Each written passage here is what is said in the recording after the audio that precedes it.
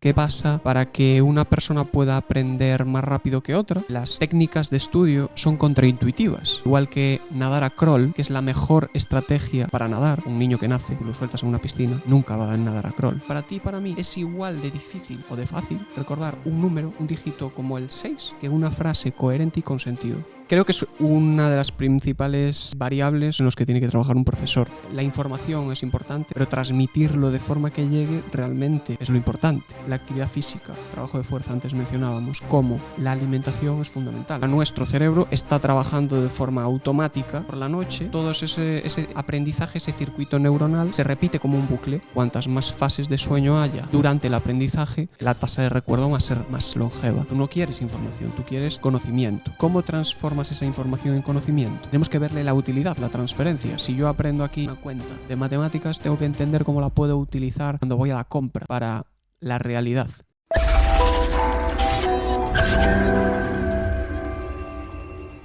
Hoy empezamos de forma muy diferente, ya todos atentos.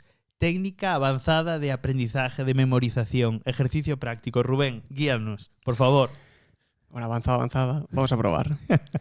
Vamos entonces a ver el ejercicio del número de teléfono. Muy simple. Entonces, Román, si yo os digo el siguiente número de teléfono, la idea es que intentes memorizarlo, sentir Vale. pues cómo de fácil o de difícil te resulta el memorizarlo. El Bien. número es el siguiente: 6, 7, 9, 3, 5, 5, 2, 8, 6. Ajá. Si quieres intentarlo. Vale, es que no atendí como para memorizarlo, Vale, pero perfecto. me vale. Perfecto, este sería como la primera parte del ejercicio, ¿no? Y vamos con la segunda parte, si te parece. Ajá. Entonces, te voy a volver a decir un mismo número de teléfono y la idea es que vuelvas a intentar memorizarlo, recordarlo. Súper simple, Bien. ¿vale? El número sería 623, 451, 828.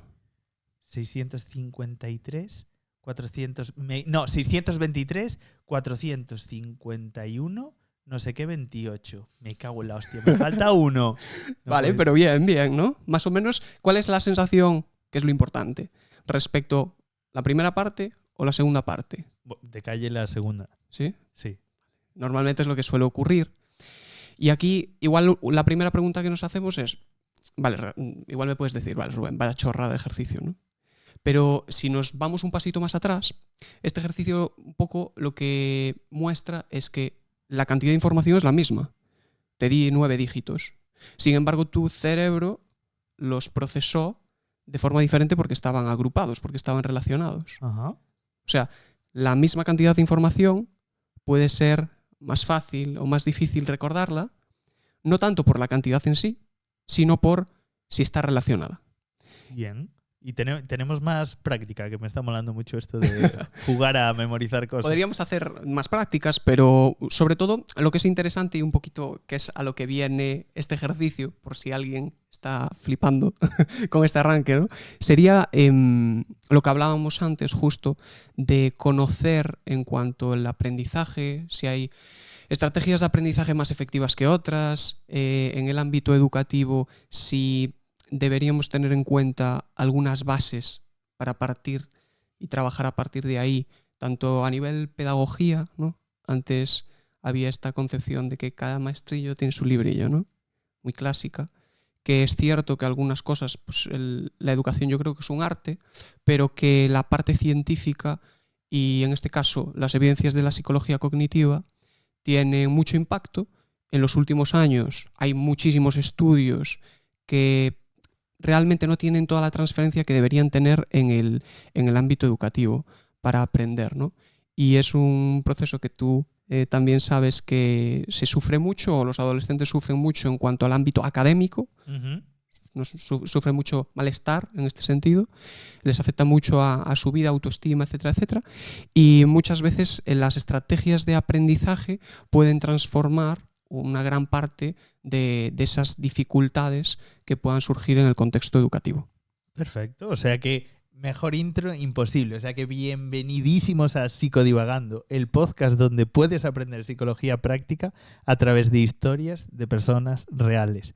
Y hoy Rubén nos va a contar su historia de esa relación que tuvo con el aprendizaje y cómo ahora se dedica al aprendizaje, ¿no? Escogerá ahí una tarjeta y nos contará la historia relacionada. Porque tú eres funcionario, de profesión profesor, maestro de primaria. Soy maestro de primaria con la especialidad de educación física y además, la parte que hablábamos ahora, ¿no?, de aprendizaje, es debido a que cuando acabé hice el máster de psicología aplicada a la educación, que es, digamos, el área, una de las partes que junto con la actividad física pues son las que más he trabajado.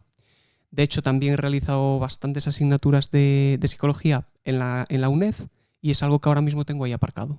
Qué buena. Y además, dato curioso, porque también hablamos porque tenemos un podcast que yo creo que empezamos a la par y tenemos seguidores a la par. Tal cual, sí. O sea, somos competencia directa ahora mismo, ¿no? Somos compañeros, somos compañeros. Somos compañeros. No, pero sí que es cierto que el proyecto del podcast es algo que no estaba en ningún plan. De hecho, muchas veces pensamos si será mucho esfuerzo el trabajo que hacemos, pero también nos recompensa mucho. Trabajamos muchas habilidades que consideramos importantes, como es la comunicación. Yo considero que es un aspecto que tengo que trabajar muchísimo y que me gusta. Y bueno, es un aprendizaje increíble. O sea, poder tener conversaciones como pues, con David Bueno, que hemos tenido recientemente, es algo increíble, que si no fuera por el podcast no habría sido posible. Y el podcast se llama MADE, el podcast, ¿no? Sí, Más allá del equipo es, digamos, un proyecto dentro de Equipo Laura, que es una empresa de formación en diversas áreas, originariamente en oposiciones, en ámbito educativo. Colaboro con ellos y este año, aparte de todo lo que ya hacía, pues surgió esta propuesta del podcast y ahí estamos. A mí me hace mucha ilusión, o sea, que compartir ese proceso, porque ver que estamos en el mismo punto, es raro que coincidas en punto con alguien que está montando un podcast y que te quede relativamente cercano.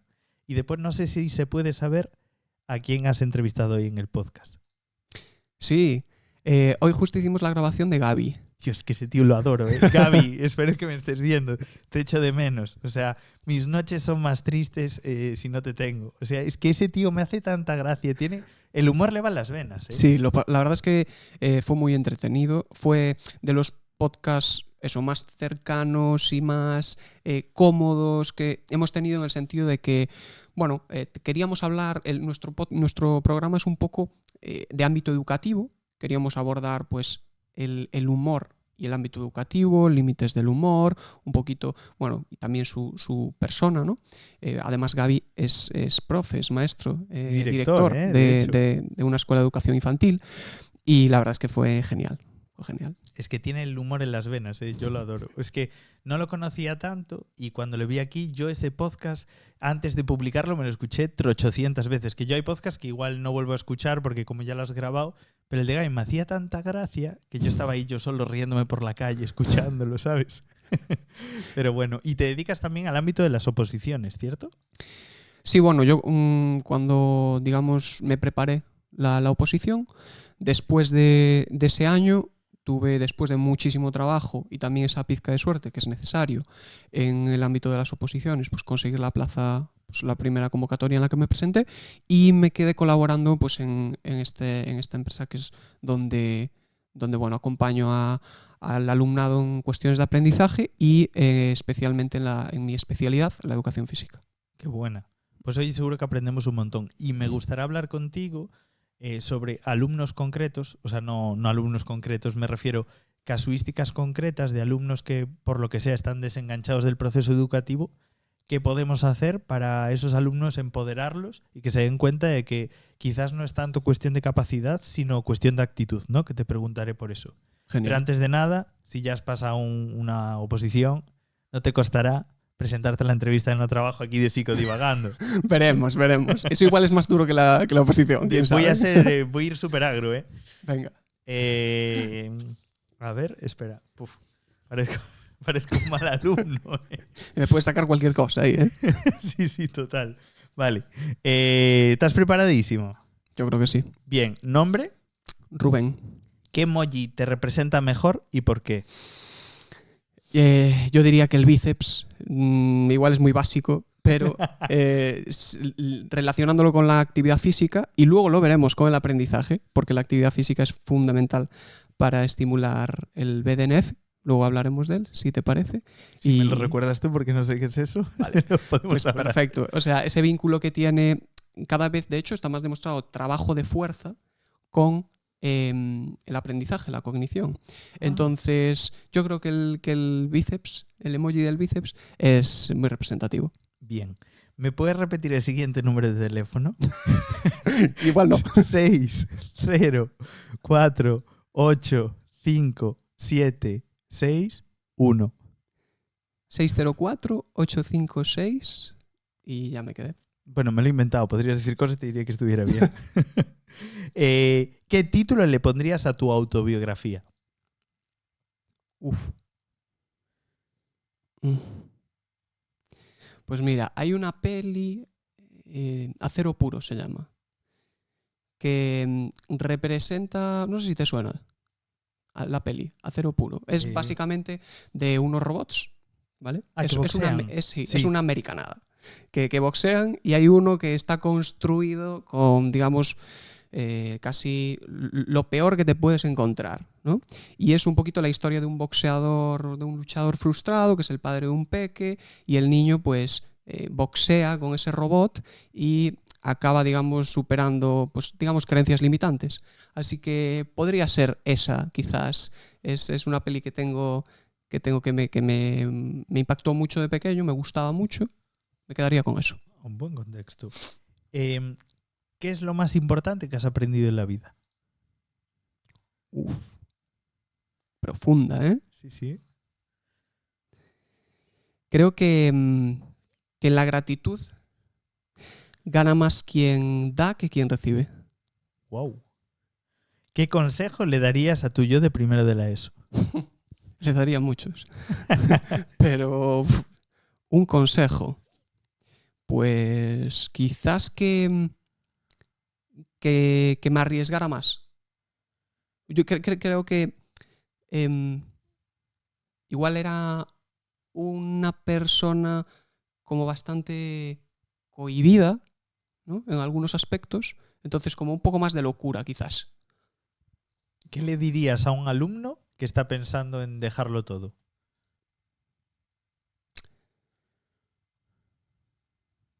Que hay estrategias, si estamos hablando de aprendizaje, que probablemente puedan ayudarle mucho, mucho más de lo que espera y que su entorno quizás puede, digamos, influenciarle para pues, tener unos mejores resultados o alcanzar sus objetivos.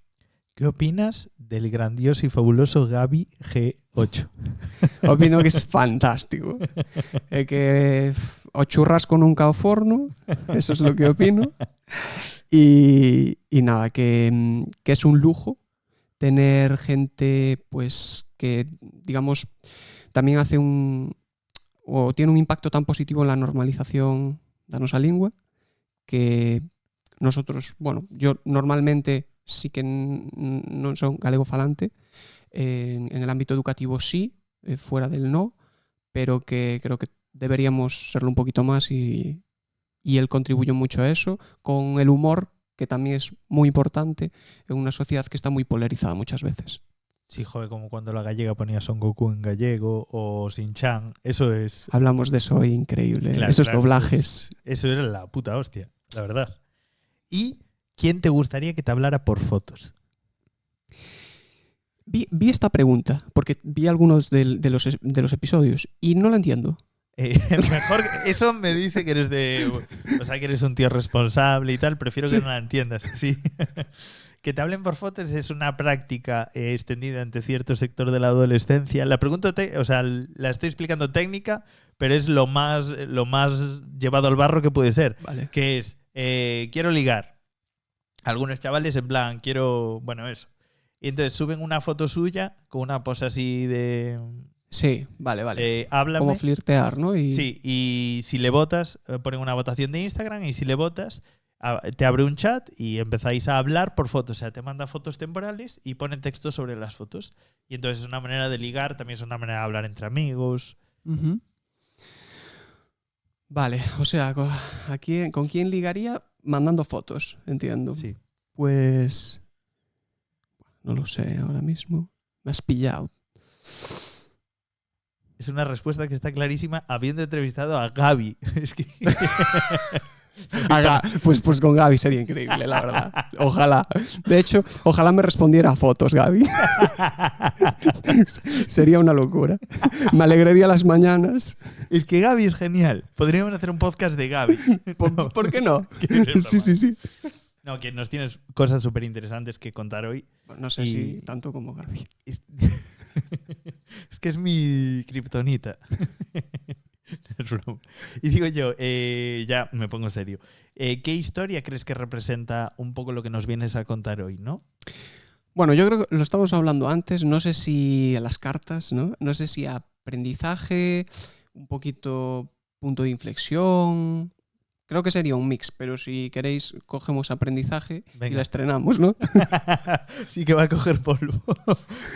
Al final haciendo ahí las tarjetas, llevándolas a la imprenta, hazmelas en cartón pluma, así bien puestitas. Pero esto podéis hacerlo con los invitados. No, vas a hablar de punto de inflexión y punto. ¿Sabes? Y te callas. Y es lo que hay. Y digo yo, aprendizaje, ¿por qué? O sea, ¿de qué nos vienes a hablar? Bueno, un poco como empezábamos, ¿no? Yo creo que la parte de estrategias de aprendizaje y compartimos, o yo desde el ámbito educativo creo que muchas veces hay muchísimas cosas y en la educación es difícil llegar a todo porque parece que eso, tienes que ser psicólogo, tienes que ser, ¿no? Pues tienes que dominar todas las áreas. Y yo, pues en mi, digamos, desarrollo desde que era adolescente, y fue uno de los motivos que me llevó a la carrera, fue entender qué pasa pues en nuestro cerebro. ¿Qué pasa para que una persona pueda aprender más rápido que otra? O si es que hace cosas diferentes, o cuáles son las variables que influyen y cómo influyen, y un poquito lo que hablábamos antes, ¿no? En el caso de que tengas dificultades, ¿qué es lo que puedes hacer para realmente superarlas? ¿Hasta qué punto depende de aspectos que estén bajo nuestro control? No, etcétera, etcétera. Y digo yo, esta preocupación que te vino, esta curiosidad epistemológica, ¿no? ¿De dónde, o sea, nació de una vivencia personal? Porque muchas veces nuestros intereses vienen de nuestras vivencias. Entonces, 100%. ¿Hay alguna vivencia? 100%. A mí me jodía mucho que mi mejor amigo jugara a la Play más que yo porque yo tenía que estudiar y sacar las mismas notas. Entonces, eso fue como... Yo me acuerdo de quizás igual segundo de la ESO y ver que, y hablando con mi mejor amigo, aquí de Coruña, ¿no? Y que claro, que él igual, pues leía una vez los apuntes y yo, a ver, igual me tenía que echar una hora para estudiarme eso. Y eso a mí profundamente me molestaba. ¿Quieres mandar algún mensaje a tu amigo en plan de odio? No, ¿qué va? No, pero sí que es cierto que yo creo que todos recordamos a esa persona que tenía cierta facilidad y después a la persona que ponía mucho más tiempo, igual no, los resultados no eran tan beneficiosos. He de reconocer que yo tengo que agradecer a una de mis mejores amigas, Paula, porque yo el día antes de los exámenes, yo era un desastriño en aquella época, le llamaba por teléfono, ella tenía la paciencia y la amabilidad de explicarme qué caía en el examen y en caso de matemáticas cómo se hacían las cosas. Me levantaba a las 5 y bueno, seguía las pautas que me había dado e iba zafando bien, un 7, 8 y iba sobreviviendo. Entonces yo fui de la parte afortunada y después ya ya me curtí, ya me interesó aprender. Pero es difícil que te interese aprender de primeras.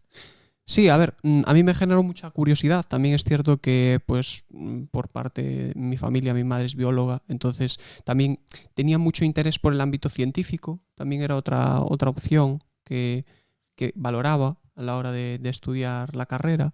Y entonces yo creo que fue un poco el mix, ¿no? De la parte del aprendizaje, intentar entender el cerebro, o un poquito más, que no entendemos mucho, pero bueno, me parece fascinante ese aprendizaje. Y sobre todo algo que sea útil, como lo que veíamos y de lo que podemos hablar con estas prácticas y demás, ¿no? Entonces, eso fue lo que poco a poco en pues, los cursos superiores y cuando pues, fui haciéndome pues, más mayor, me llevó a acabar estudiando el máster que comentábamos de psicología aplicada. Que además en el máster eres premio extraordinario. Sí, o sea, nada mal, ¿no? Bien, estuvo bien. La verdad es que fue de hecho, el año del COVID. y para mí fue increíble porque me gustaban mucho las asignaturas. Ya en la carrera, digamos que la parte de psicología, bueno, y mi especialidad, la educación física, eran dos partes que, digamos, aquello que más resonó conmigo. Estaba ahí entre la parte de intentar pues, formarme en psicología deportiva o psicología del aprendizaje, escogí psicología del aprendizaje y la verdad que muy, muy interesante, me encantó. Y después de esa experiencia, ¿fue ya cuando te empezaste a interesar por el mundo de las oposiciones? O sea, empezar a enseñar o ayudar, acompañar a las personas en sus procesos de oposición. Digamos que fue una casualidad. ¿Sí? Sí, por completo. Yo, como te comentaba, era COVID, la convocatoria de las oposiciones se canceló, se pospuso al año siguiente, entonces yo me matriculé simplemente por decir, bueno, pues estoy matriculado, mi idea era presentarme ya, pero sí que es cierto que cuando acabó el año del máster tuve pues ahí ese momento de decidir qué hago.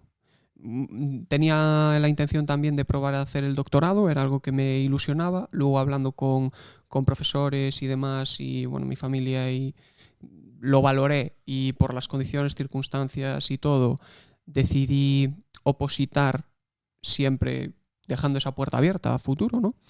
Y sí que es cierto que después no sabía lo que me iba a deparar el futuro y en este caso me quedé, pues como te comentaba, acompañando en la parte de aprendizaje, bueno, colaborando con el centro en el que me formé en las oposiciones.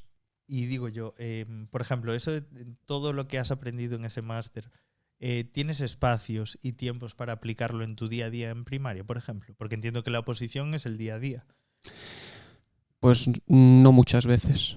De hecho, claro, es cierto que creo que es difícil lo que te comentaba, ¿no? En el ámbito escolar y en el instituto muchas veces el currículum que es ingente, que no se da llegado a los currículums que hay actualmente, pues te provoca que haya contenidos específicos muy interesantes que no consigas abordar. Y este considero que en muchas ocasiones es uno de ellos. El trabajar el cómo aprendemos de una forma explícita es necesario, porque hay prácticas, como dice Héctor Ruiz, uno de los principales pues, expertos de psicología cognitiva, las técnicas de estudio son contraintuitivas. Igual que nadar a crawl, que es la mejor estrategia para nadar, pues un niño que nace, tú lo sueltas en una piscina, nunca va a nadar a crawl si no le enseñas explícitamente esa técnica. Esa técnica es la más eficiente para nadar. Pues con el aprendizaje pasa un poquito lo mismo. Ostras, qué pasada. No sabía yo que que fueran contraintuitivas. Sí, porque, por ejemplo, si hablamos de práctica espaciada, que es una de las estrategias fundamentales de aprendizaje, ¿no? Para entenderlo, el que no estudiemos todo el día anterior. ¿Qué ocurre? Sí que funciona porque el sistema educativo, pues es cierto que en ese sentido no contribuye quizás a lo que debería ser un aprendizaje efectivo. Porque tú si estudias 4 horas un día y te evalúan el día siguiente, vas a tener mejores resultados que si yo estudio 3 horas, o sea, 1 hora menos, pero espaciada en diferentes días a lo largo del tiempo. Yo voy a tener peores resultados porque el examen es justamente el día siguiente, probablemente. Sin embargo, mi aprendizaje a largo plazo va a ser mejor que el tuyo. Esto es un poquito la aplicación de la curva del olvido de Ebbinghaus, todo lo que influye el sueño, que hoy sabemos que uno de los mayores avances en este sentido de la neurociencia del sueño es la fase donde se consolida la memoria. Y por ello, cuantas más fases de sueño haya durante el aprendizaje, pues la tasa de recuerdo va a ser más longeva. Es decir, que si yo tengo un examen súper importante al día siguiente, ¿cuál es la recomendación? ¿Dormir mucho? ¿Dormir poco? Depende si has estudiado o no has estudiado. Claro, efectivamente. O sea, si tienes un examen importante el día siguiente y no has tenido tiempo, pues a dragón a estudiar. Y así, y así solucionamos más o menos todos, ¿no? Es cierto que el sueño debería ser algo que tienes que cuidar, porque es ahí donde se consolida, ¿no?, el aprendizaje. De hecho, en la memoria procedimental, lo que sería tocar un instrumento, hay muchos experimentos y evidencias de También ocurre con los videojuegos, por ejemplo, donde tú estás en una misión, intentas superarla, no lo consigues. O estás tocando una pieza piano. Llega un punto en el que no consigues llegar a ese nivel de complejidad de la partitura. Te vas a dormir y el día siguiente te sale de forma fluida. ¿En serio? Es así. Y esto funciona porque el aprendizaje, o sea, nuestro cerebro está trabajando de forma automática por la noche y digamos que todo ese aprendizaje, ese circuito neuronal, se repite como un bucle, como si fuera un cassette, que por la noche se está repitiendo y facilita que el día siguiente pues estemos en unas condiciones más óptimas para ejecutar ese aprendizaje. Qué interesante. O sea, me recuerda mucho porque en psicología nos habían explicado que la creatividad tiene una serie de fases, que cuando tienes una fase donde no estás siendo capaz de ser creativo, la solución no es obligarte a ser creativo, a veces es dejar un espacio de esparcimiento y ahí es donde viene el insight, la iluminación, la bombillita encendida y dices, ostras, esto es porque el cerebro necesita espacios también para descansar. Tal cual. A mí me encanta una forma de explicarlo de Barbara Oakley, de la Universidad de Auckland, que básicamente habla de dos modelos de pensamiento, el modelo centrado, digamos, y el modelo difuso, que básicamente se centran en dos redes neuronales. También Mario Alonso Puig divulga mucho sobre esto, la red ejecutiva central y la red neuronal por defecto. La red ejecutiva central sería esa en la que hablamos de estamos estudiando, estamos centrados en esa tarea, y la red neuronal por defecto es aquella que opera en el cerebro cuando pues estamos dando un paseo, simplemente no estamos con una atención sostenida en ese aspecto. Si nos imaginamos una máquina de arcade, de pinball, por ejemplo, pues en el modo focalizado tendríamos un recorrido mucho más complejo para que la bola fuese pasando por él. Ajá. Sin embargo, en el modo disperso tendríamos muy pocos obstáculos dentro de esa máquina de paintball. ¿Qué ocurre? Que el pensamiento puede comunicarse mucho mejor con diferentes aspectos, diferentes pensamientos, que quizás cuando estamos en el modo centrado no vamos a conectar, porque estamos trabajando con una red neuronal muy específica de esa temática. Buena. O sea, sería como si tú vas a casa y siempre vas por el mismo camino y no conoces otro y tener como diferentes opciones. Sí. ¿Es algo así? Es como si quizás yo lo veo como si estuviésemos en esta habitación y fuese sobre una temática, esta habitación, estamos hablando de psicología, y en la habitación de al lado hay una temática sobre deporte. Imagínate, si estamos focalizados, nosotros no conseguimos ver la relación entre esta temática y la temática de la sala de al lado. Pero en el modelo difuso, las paredes desaparecen.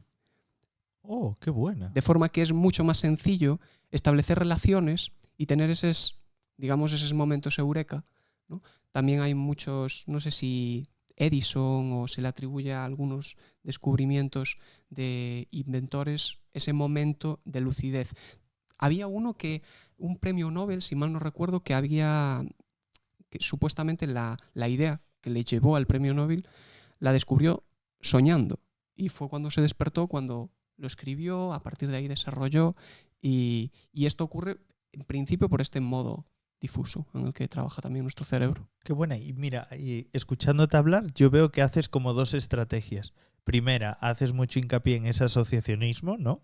Que el cerebro funciona de manera asociacionista. De hecho, no sé si conoces la memoria de testigos, porque eso lo estudiáramos en psicología. ¿Quieres explicarlo? Sí, que yo lo toqué en el máster y me parece muy interesante por la parte de los falsos recuerdos. La generación de los falsos recuerdos. Y yo lo relaciono mucho con simplemente el conocer, que yo cuando se lo comento a mi abuelo, pues mi abuelo no, como que eso no lo entiende, pero que no nuestros recuerdos nunca los recordamos igual. Los construimos. Es que es una pasada eso, ¿eh? Me parece fascinante. Entonces, claro, entender esto y entender que nunca vas a tener un recuerdo igual y que probablemente que eso... Creo que los falsos recuerdos, había muchos estudios con el tema del 11S. El efecto Mandela. Claro. Que había mucha gente que creía que Nelson Mandela, si no me equivoco, había estado en la cárcel y que eso realmente nunca había pasado. Y que la gente afirmaba que eso había pasado, un sesgo cognitivo. Es que es brutal. Que incluso personas a las que les hacen un estudio longitudinal, ahora te tomen el testimonio y digas que ha estado en la cárcel 100%, lo expliques con pelos y señales, y dentro de 5 años, todo lo contrario. Es que es una pasada, ¿eh? De hecho, no sé si te pasa, pero a mí a veces hablando con amigos, como que hablamos de un supuesto recuerdo de algo que hicimos y como que yo no sé si pasó o no. Y ellos dicen que sí, yo juro que no. La gente va a empezar a pensar que estamos en un episodio de Black Mirror, pero esto es la realidad. Sí. Igual esto no está pasando. Y ellos sabe? están reconstruyendo lo que está pasando y estamos en un cerebro de Wolfman. Y estamos ahí en la simulación.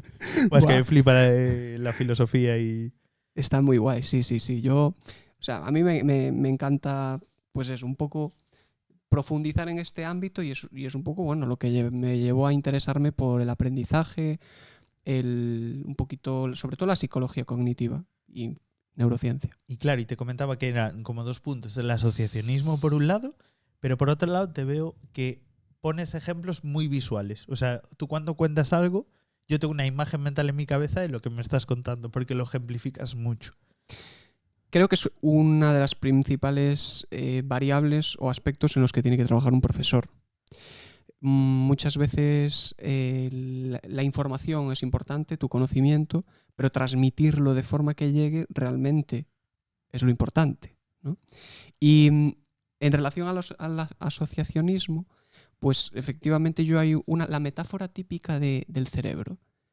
Por ejemplo, quien nos esté escuchando, ¿no? O nosotros, si pensamos en con qué símil o con qué compararíamos nuestro cerebro, ¿con qué lo haríamos? Wow, buena pregunta, ¿eh? ¿Con qué compararíamos un cerebro? Un cerebro es como una camiseta que tiras a lavar así, ¿sabes? Podría ser. Con una nuez. Con una nuez. Aquí normalmente, yo esto lo suelo hacer, ¿no? Y creo que es un buen punto para empezar a hablar de realmente ir conociendo un poquito cómo funciona, dentro de lo poco que sabemos, para intentar pues, utilizar estrategias que vayan en línea con lo que se supone que es cómo funciona el cerebro. Entonces, el cerebro, una de las metáforas más clásicas es la biblioteca, ¿no? El cerebro es como una biblioteca porque están pues, los libros que serían pues, esas piezas de información que tiene nuestro cerebro, etcétera, etcétera. Claro, hoy sabemos que el conectoma, la ciencia del conectoma está muy en auge y que realmente no es tan importante, que sí lo es, las neuronas, casi como las conexiones. El aprendizaje surge gracias a patrones de conexiones que se activan.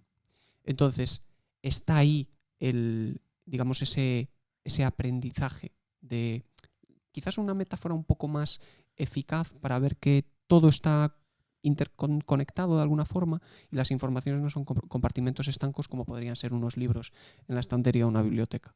Eso nosotros en neurociencia lo habíamos visto con el caso de Phineas Gage o bueno, una persona que tuvo, creo que, no me acuerdo bien porque fue segundo de carrera, no me gustaba especialmente la neurociencia, pero era como creo que era un trabajador que estaba en las vías del tren, no sé, o detonó una explosión, no sé si tenía una profesión relacionada, se le quedó aquí como un trozo de la vía y claro, perdió varias facultades, pero creo que eso lo relacionaban con la plasticidad cerebral, es decir, la capacidad del cerebro para, si tiene una parte dañada, no es que tú pierdas esa función, sí que la puedes perder, pero como que el cerebro se adapta para suplir la falta de esa función, ¿no? Entonces me recuerda un poco a eso, lo que estás contando. No sé si va por ahí o... Sí, realmente un poco por la parte de lo que veíamos antes también, sobre todo, de el procesamiento de la información. Al final tú cuando quieres aprender es un conjunto de información lo que tienes ahí. Tú no quieres información, tú quieres conocimiento. Entonces, ¿cómo transformas esa información en conocimiento? Qué buena pregunta. ¿Cómo? Como si me hubiera ocurrido a mí la pregunta. Entonces, lo primero que tenemos que entender, y que no se da mucho, es que el aprendizaje es elaborativo, tenemos que construirlo. Entonces, si realmente queremos transformar esa información en aprendizaje a largo plazo, lo primero es intentar activar los conocimientos previos. lo que nosotros creemos que podríamos relacionar. Siempre tenemos cosas que podemos relacionar. Imagínate que estamos estudiando biología en la universidad y estamos viendo vertebrados, pues, o en el colegio, o leyendo un libro de divulgación, ¿no? Pues, ¿qué conocimientos tenemos sobre eso? Quizás este verano que me fui de vacaciones y pues vi una especie que nunca había visto y eso lo puedo relacionar con la información que voy a ver ahora. Igual no sé al 100% aún la información porque simplemente me baso en el título, pero activar los conocimientos va a ser lo que nos permita, digamos, establecer relaciones con la información nueva y esas relaciones son las que después van a permitir que se consolide el aprendizaje. O sea, es como hacer un bloque de construcciones de Lego, ¿no? Sí, es un puzzle. O sea, ir haciendo un puzzle y que metas más piezas te permite después meter más piezas a su vez. Y aquí te pregunto, es más, si tenemos una información aquí en el medio, los dos, y tenemos a un experto sobre esa área y a un aprendiz que no tiene mucha información sobre esa área, pero sabemos que la capacidad cognitiva de ambos es la misma, por decir así, no hay diferencias. ¿Hay alguna diferencia en el desempeño de esa tarea? ¿Hay alguno de los dos que aprende mejor esa información? El experto. O antes, el experto. ¿Y por qué ocurre? Estrategias. O sea, va como ha sistematizado un proceso, ¿no? Entiendo yo. Y principalmente lo que comentabas antes. Tiene más conocimientos previos.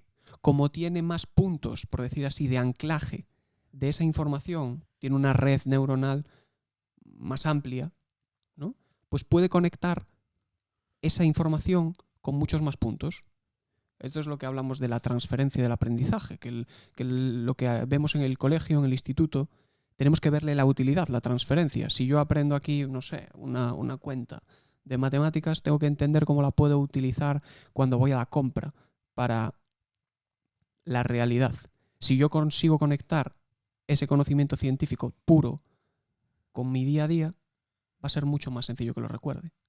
Entonces, ¿por qué gana en este caso? Porque normalmente debería ganar. Pues una de las razones es principalmente esta. ¡Buah! Qué guay, la verdad. Y después, claro, yo me pongo en la piel de un estudiante que nos esté viendo. Que no nos estará viendo porque ven TikToks y si no sale en un minuto, pues no es aprendizaje significativo y útil para su vida. Pero, suponiendo que nos vean, yo me pongo en su piel y me dirá, vale, pero ¿qué hago? Es decir, yo cojo, me siento delante de los apuntes y ¿qué hago para aprender mejor y más rápido?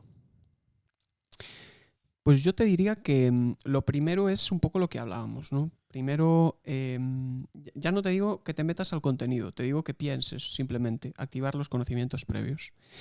En segundo lugar, lo que deberíamos hacer es intentar entender de forma general la información que vamos a tener delante nuestra.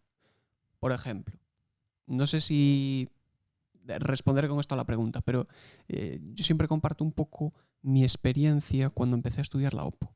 Y es que la legislación para mí era muy tediosa.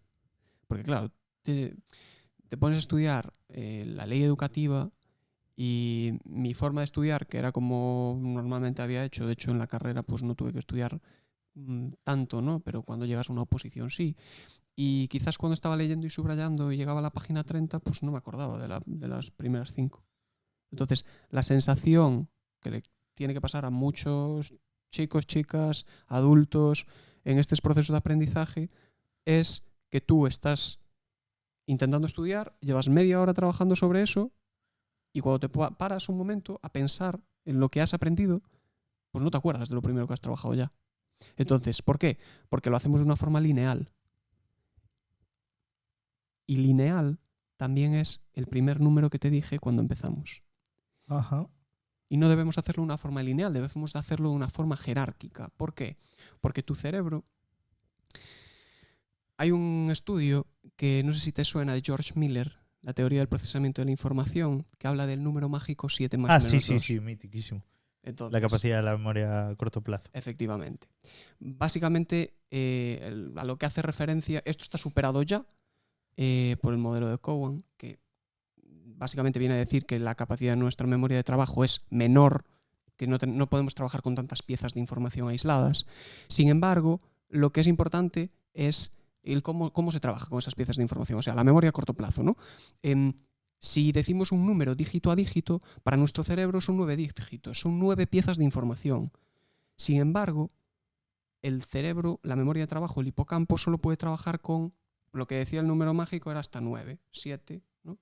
Más menos 2, y lo que dice esta teoría serían 4 o 5 aproximadamente.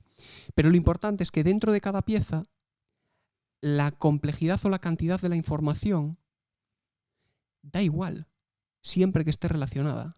Eso quiere decir que para ti y para mí es igual de difícil o de fácil recordar un número, un dígito como el 6, que una frase coherente y con sentido. Entonces, la cantidad de información es mucho mayor, pero para nuestro cerebro es más sencillo, es igual de complejo recordarla porque está relacionada. Y porque, como veíamos antes, el aprendizaje es asociativo, son redes neuronales. Entonces, ¿qué deberíamos hacer? Pues primero, simplemente igual en un tema que tenemos que estudiar, irnos al índice. O sea, el primer paso sería ser crítico con la información, o sea, pensar lo que estamos leyendo. El segundo paso sería como jerarquizar, asociar, o sea, establecer un orden. Tal cual. Tener una radio, probablemente yo, si me voy en este caso a la ley educativa, lo del ONLOE, puedo en media hora, en esa media hora que me llevaba a leerme las 30 primeras páginas, subrayar y no acordarme casi de nada, pues puedo tener una radiografía perfecta de los temas que aborda cada uno de los títulos, simplemente mirando los títulos del documento, un documento de 300 páginas. Ajá. Después puedo ir profundizando cada vez más e ir viendo de qué habla cada uno de los capítulos, qué conozco ya, qué me suena más, qué me suena menos. Puedo ir cribando la información y esto me permite hacer una cosa que es muy importante, que es que cuando yo voy a profundizar para estudiar el primer apartado del tema, puedo conectar la información con el título 5. Si no, no lo podría hacer. Entonces, como puedo relacionar y vincular mejor la información, también va a tener más sentido, va a ser más fácil de procesarlo. ¿Y cuál sería el siguiente paso? Tenemos 2, 3. Yo quiero dar una receta. ¿No? La receta completa. La receta absoluta. Pues después, a partir de ahí, sí que es cierto que bueno, ya queda un poco el trabajar, el profundizar, ¿no? Realmente, digamos, esa parte más de estudio y construir el aprendizaje. Entonces, los mapas mentales son estrategias que funcionan muy bien. Después, sí que el estudiar, el identificar las palabras o ideas clave de cada apartado es esencial. Y a partir de ahí, intentar trabajar de una forma relacionada con la información. Intentar vincularla y relacionarla entre sí, esas ideas clave, y no repetir tanto. O sea, repetir es fundamental para aprender, ¿no? Pero sí que es cierto que es una de las estrategias de aprendizaje más usadas, releer y repetir la información cuando la evidencia es que es una de las menos eficaces. Y todo lo que hagamos para aprender nos va a ayudar a recordar la información. ¿Qué pasa? Que hay estrategias que te ayudan a recordar más y hay estrategias que te ayudan a recordar menos. Y a nivel, por ejemplo, de alimentación, ¿hay alimentos que nos ayudan a retener mejor información, a estar más vivos, más...? Sí. O sea, es cierto que hay mucho auge también, yo creo, ¿no? De en temas salud y demás y cognición. A mí me parece muy interesante, igual que la actividad física. Son, creo que, 2 piezas, bueno, y el sueño, la verdad. Las 3, para mí son fundamentales. Y relacionarlas con el ámbito cognitivo. Yo creo que, por ejemplo, hay una dieta que se llama la dieta Mind. Por ejemplo, la doctora psiquiatra Uma Naidoo tiene una obra de 2022, creo que es, que la desarrolla y donde explica, es una mezcla entre una dieta que intenta abordar, pero bueno, sí, es la mezcla entre una dieta mediterránea y una dieta que trabaja sobre la hipertensión. Entonces, juntas esos dos aspectos de esas dos que son interesantes y tienes la dieta Mind. Y la dieta Mind hace referencia a intentar trabajar el deterioro cognitivo. O sea, es una variable más para intervenir en enfermedades neurodegenerativas, en personas con Alzheimer, etc. Y esto me toca, la verdad, personalmente también me interesó en su momento por ello, porque mi bisabuela, por ejemplo, falleció por Alzheimer después de varios años, y mi abuela también hace un par de años falleció ahora, bueno, recientemente, con demencia. Y sé que esto es algo muy importante y creo que en los próximos años hay mucha investigación en este sentido, y tanto la actividad física, trabajo de fuerza antes mencionábamos, como eh, la alimentación es fundamental. La alimentación, porque los alimentos que, digamos, no son oxidativos, que no son tan inflamatorios, Ajá. como pues, los vegetales, las verduras, etcétera, etcétera, son mucho mejores para el cerebro. Después, todo lo que es procesados, ultraprocesados, también sabemos que para la salud física, ¿no?, desde mi ámbito de la educación física también, es malísimo, pero para el cerebro también. Y después, pues hay compuestos que también, pues el ginkgo biloba, que hacen mucha referencia como que tiene algunos componentes que son como estimulantes a nivel cognitivo, los arándanos, los frutos secos, etcétera, etcétera. Pues el té, el matcha, por la L-teína, bueno, un montón de aspectos, ¿no? Y después también la glucosa. La glucosa es el principal, digamos, ingrediente que consume nuestro cerebro, uno de los principales. Y bueno, hay un bestseller que se titula Cerebro de Pan, que es del 2015 aproximadamente, y ya habla de cómo impactan pues este tipo de alimentación en el cerebro. Entonces, por ejemplo, aquí granos integrales, pasta integral, arroz integral, pues te puede ayudar a tener picos de glucosa que no son tan elevados, mantener niveles de glucosa en sangre más estables, y eso parece que se relaciona con beneficios a nivel cognitivo. Muy interesante. Y mira, me gustaría para acabar, ya que empezamos así, con una actividad, que expliques cómo podríamos memorizar una lista de palabras, que te voy a decir, o sea, no tienes que memorizarlas ahora, pero sobre todo que nos expliques cómo podemos emplear ese método asociacionista y pegar esas piezas del puzzle con las piezas que ya tenemos con una lista de palabras, pues por ejemplo podrían ser obras de autores o otra cuestión. Entonces se me ocurre impresora, planta, libro, podcast y Esther. Vale, pues básicamente sí podríamos repetirlas, ¿vale? Esto es algo que yo también pues hago mucho también acompaño a adolescentes en un programa que tenemos, que creé este año también en colaboración con el Centro de Equipo Laura, de técnicas de estudio para adolescentes, y este literalmente es una actividad que hago con ellos. Entonces, una de las estrategias que sería eficaz, que de hecho en España pues tenemos referentes de memoria rápida como es Ramón Campayo, que utiliza estas estrategias, sería pues las historias inverosímiles, ¿no? Crear que el conocimiento sea elaborativo. Si tenemos que memorizar estas palabras, la impresora, pues en lugar de repetir impresora, papel, ¿no?, planta, Sí, libro, Esther, libro, Esther y podcast. podcast, deberíamos, por ejemplo, construir una historia visual, donde yo me imagino o incluso puedo dibujar cómo tengo una impresora que está imprimiendo una planta con el logo de Sigo Divagando. Ojo, ¿eh? Y ese logo de Sigo Divagando, pues lo sostiene Esther, ¿no? Entonces, yo simplemente con esa imagen puedo recordarlo con mucha mayor eficacia a largo plazo que repitiendo la información. Hay un estudio muy interesante de la Universidad de Waterloo del 2018, si mal no recuerdo, que compara 3 grupos de estudiantes. Tienen que recordar una lista de tienen que recordar palabras, ¿vale? Entonces, imagínate que yo soy uno de los grupos de estudiantes A, tú eres el grupo B y este es el grupo C, ¿no? Pues el grupo A, para recordar las palabras, lo único que puede hacer es escribirlas, reescribirlas. Puede escribirlas el número de veces que quiera, ¿vale? Después, en tu caso, en tu grupo, lo que van a hacer es intentar visualizar. Pues yo voy a visualizar la impresora, voy a visualizar a Esther, ¿sí? Y así todo. Y el grupo que representa a Esther, lo que tendría que hacer es intentar dibujarlas, ¿vale? Después lo que ocurre es básicamente que, bueno, hay una máscara, hay música, etcétera, etcétera, pasa el tiempo y son evaluados. Bueno, ¿cuáles son las conclusiones? Pues principalmente que, no sé si os lo estáis imaginando ya o no. Yo diría lo de visualizar, pero no... ¿Sí? ¿Vale? Pues no es correcto.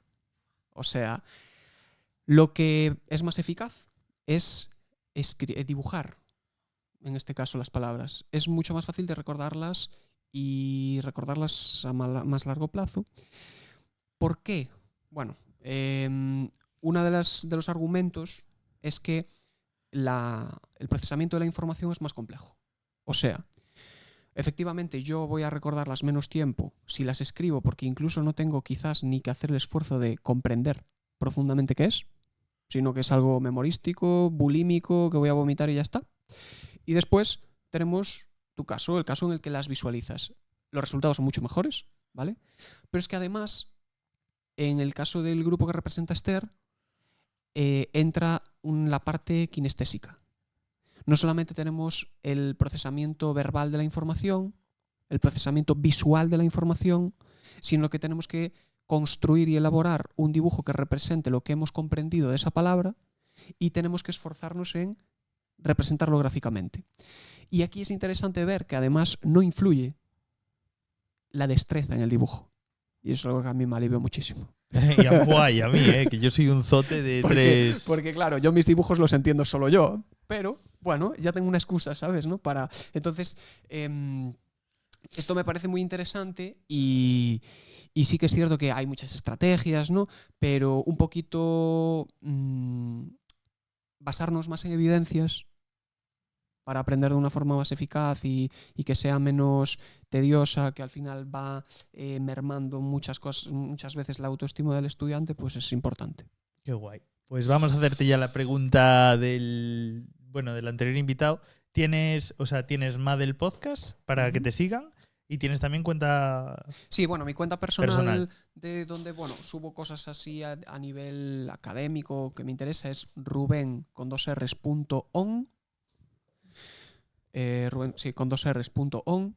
Y luego colaboro con Equipo Laura Educación, equipolaura.educación y en /, el podcast, que es el otro proyecto. Pues seguirlo, que somos ahí, vamos de la mano los podcasts. Y bueno, nosotros seguiros también en Instagram, TikTok, YouTube, Spotify. Y la pregunta que te hace nuestra anterior invitada, Tamara, es: ¿te has planteado en alguna ocasión dejar de consumir animales? ¿Qué es lo que te ha frenado, de ser el caso? Es una chica vegana. Sí, me contabas antes. Pues mira, la verdad es que alguna idea, o básicamente más que ideas, conversaciones, que igual han surgido de, en función de, pues sí, cómo está la industria, etcétera, etcétera. En conversaciones a veces lo he comentado, ¿no? Pero no es algo realmente que personalmente pues valore en ningún momento, porque tengo un defecto, pero es que disfruto mucho de la carne. Sé además, que es muy importante, reducir el consumo de carne. No solamente por cómo esté, por el trato animal, que también, que es lo principal, pues que después, si lo vamos a conectar con el cerebro, carne roja, hay un consumo mucho mayor del necesario. Entonces, bueno, vamos a priorizar alimentos vegetales. Es que me reía porque el argumento, justo lo hablamos en el anterior podcast, tienes que verlo. ¿Sí? Bueno, donde dan muchas pautas, Tamara. Entonces, qué bueno, guay. Si te apetece verlo. Sí. Y después, bueno, ya sabéis, seguirnos en todos lados. Y cierras tú el podcast con una frase mirando a cámara, lo que quieras. Me acabo de acordar de una cosa. Igual podemos cerrar con eso. Y es que no... Hablamos del BDNF, pero quedó ahí la cosa. ¿Ves? Es que yo no me iba a acordar porque no sé lo que es el BDNF. Vale. Entonces, bueno, quizás podemos cerrar con esta reflexión. Y es que la actividad física influye mucho en el aprendizaje. El BDNF es una proteína que se sintetiza, que es Brain Neurotrophic Factor Derivative, algo así. Yo le llamo bebida de neuronas fuertes. Para que se queden los chavales con ello. Mucho mejor eso, ¿eh? Bebida de neuronas fuertes. Vale. Básicamente lo que permite es que las espinas dendríticas de las neuronas crezcan. Y eso facilita la plasticidad neuronal y, consecuentemente, mejora el aprendizaje. Y bueno, habría muchos más beneficios de la actividad física, tanto a corto como a largo plazo. Pero para cerrar, simplemente comentar que el aprendizaje es algo súper interesante desde mi punto de vista y que bueno, que intentar tener estrategias un poquito más eficaces puede producir resultados mucho mejores de los que puedes llegar a imaginar. Espero que te haya aportado algo esta conversación y nada, que fue un auténtico placer. El placer es nuestro. Un abrazo a todos. Chao, Chao, chao. chao.